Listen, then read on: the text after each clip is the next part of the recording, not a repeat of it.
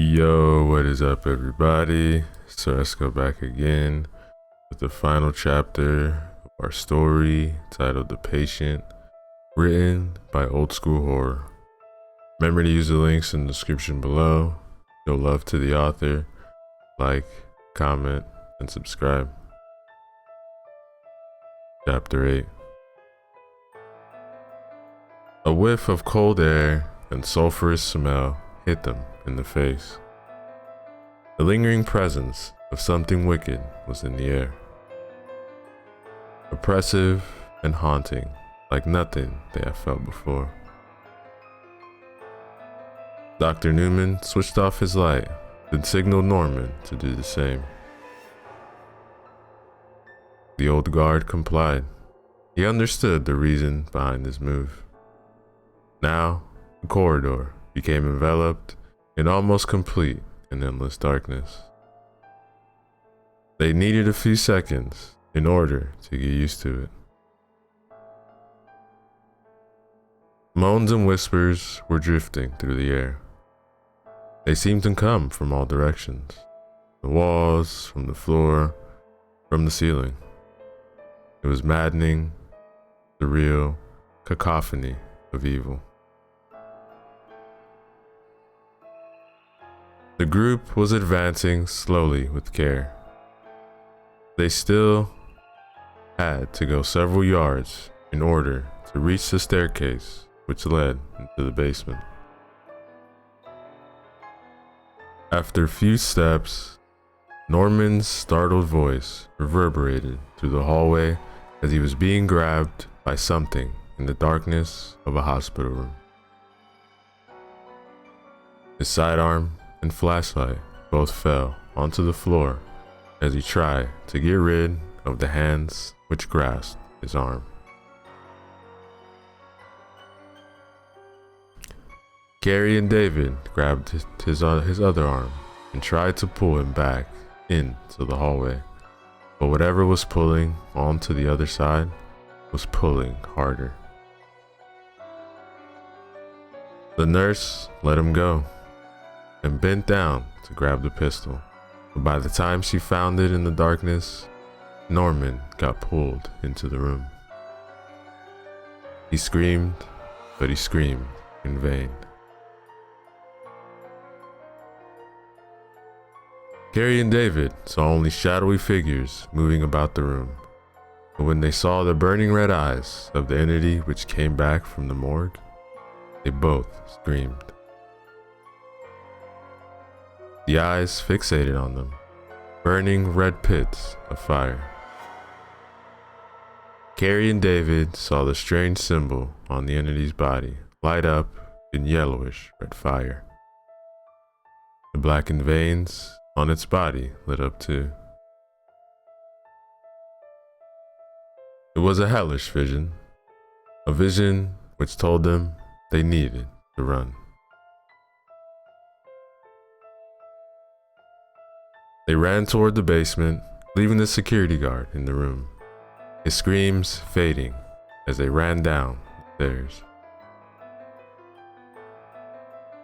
The sound of an opening door followed them down the stairs.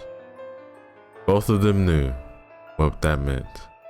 Whatever the patients of this hospital had been transformed into were coming after them. David's mind was racing. He tried to figure out something in order to escape. The breaking of the grates of one of the basement windows was a long shot. There was no telling how long will it take to break through and also crawl out. When they were down, he stopped, put his hand on Carrie. "What?" asked the nurse. But now she did not shy away from the doctor's touch. Gave her some sort of security, a sign that she was not yet alone. "Look, I have an idea. Go to the storage area and try to break the grates as fast as you can. I will go to the generator room." But why?" "I want to slow them down. Just go." The few footsteps were heard, but then he picked up the pace. He quickly reached the storage room and opened the door. It was never locked. Some light came in from outside, so she could orient herself in the place. It was not much, but at least she knew where the windows were. Only the generator room had no windows in the basement.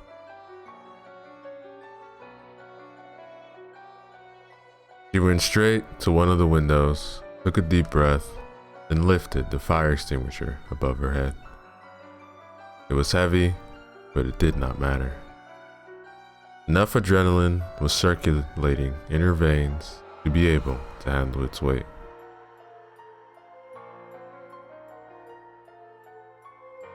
David heard the breaking of glass, and he was already in the generator room. Then came the pounding on the heavy iron grating which covered the window. That's gonna alert them, he thought. But there is no soundless way to get out of here.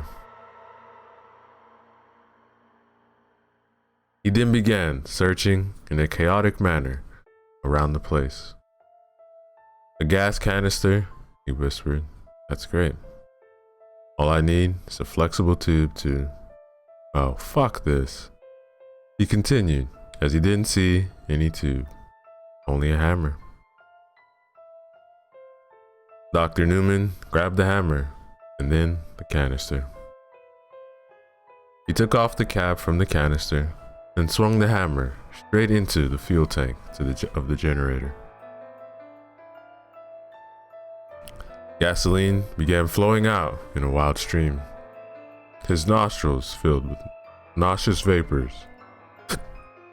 He quickly put the canister under the flow of gasoline and waited for it to fill.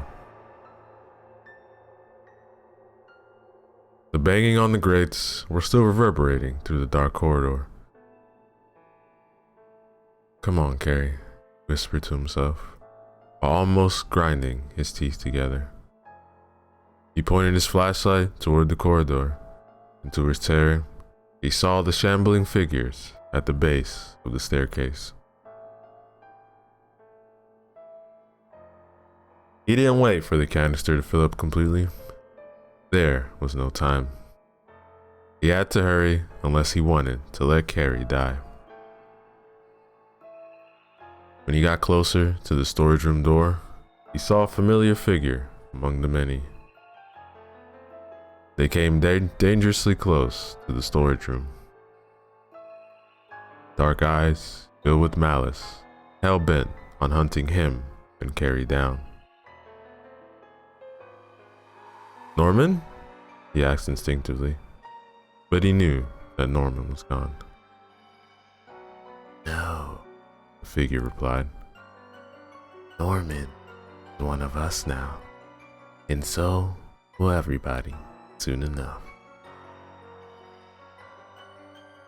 It was definitely not Norman who was talking, but something else.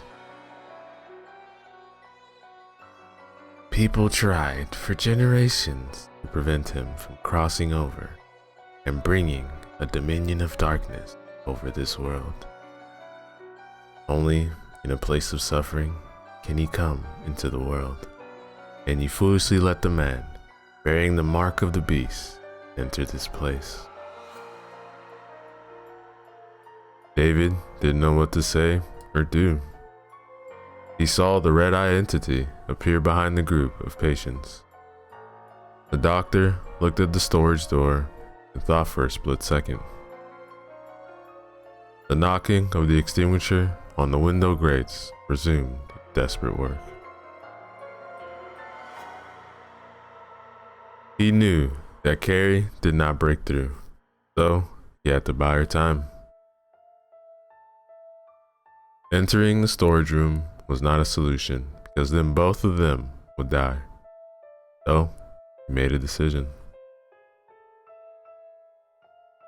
The doctor lifted the canister up and tilted it forward while he began backing up toward the generator room. Carrie? Carrie, get out. Do not wait for me. Get the hell out of here. He kept backing away as the group of mindless patients were following him.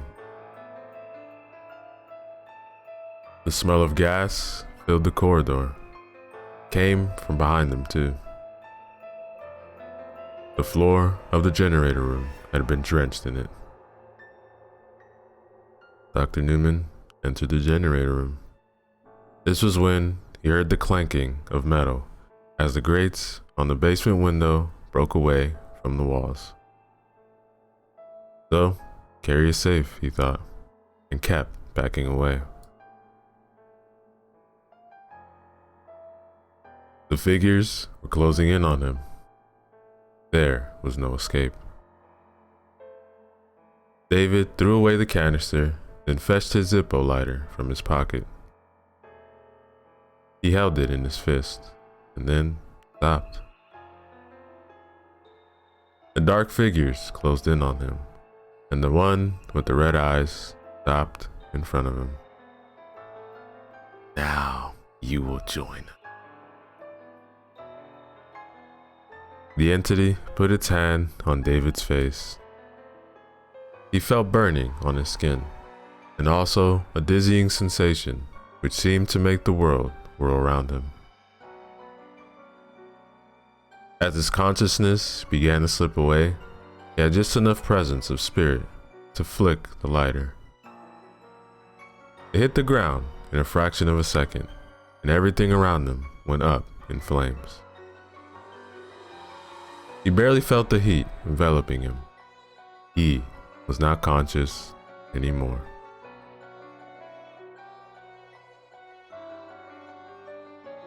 Carrie was already halfway out when she heard the blaze erupt in the generator room and down the hallway.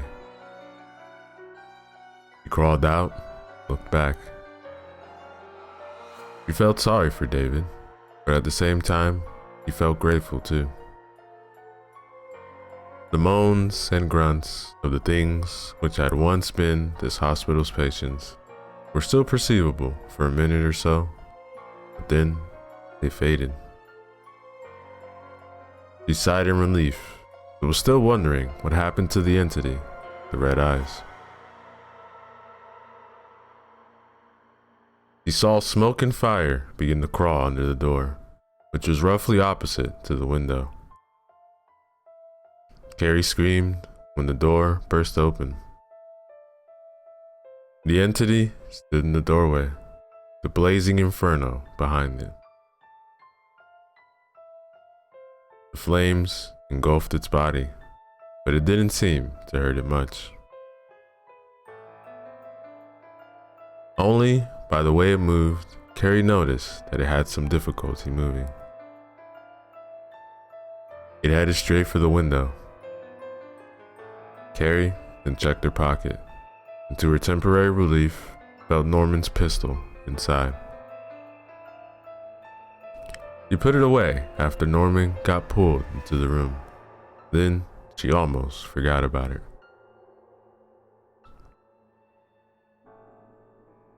The entity walked to the window. Carrie felt the stench of burnt flesh and sulfur. She winced. It almost made her retch and throw up. It began to crawl out the small window. The wretched body was still burning, and it left a streak of burnt blood and flesh on whatever it touched. Carrie knew that running away was no option. This thing was relentless.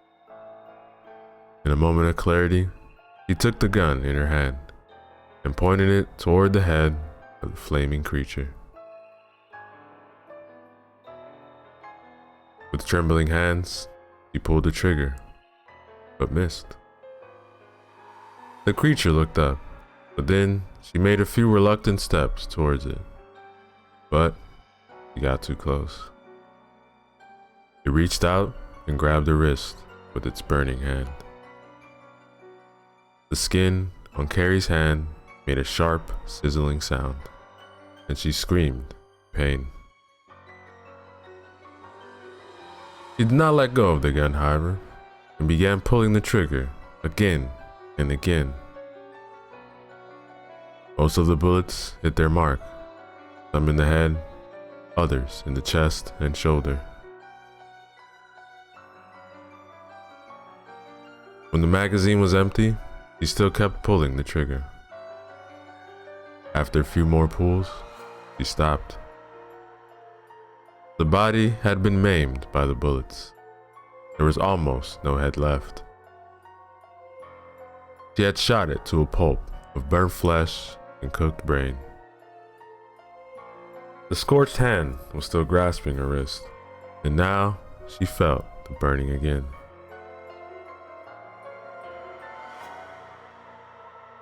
He kicked the torso of the burnt creature. The charred hand let go of her wrist and followed the body. He watched as the mangled body slowly slid back to the now burning storage room. Carrie felt an enormous relief envelop her. So it can die after all, he thought, and fell on her butt, grass outside. The heat became intense, but she was still sitting there, transfixed, clutching Norman's weapons. A black smoke rose from the small window. It differed from the ordinary smoke. It looked like it had a life of its own. For a few seconds, a cloud of smoke took the shape of a giant winged creature. It looked like a bat, only much larger.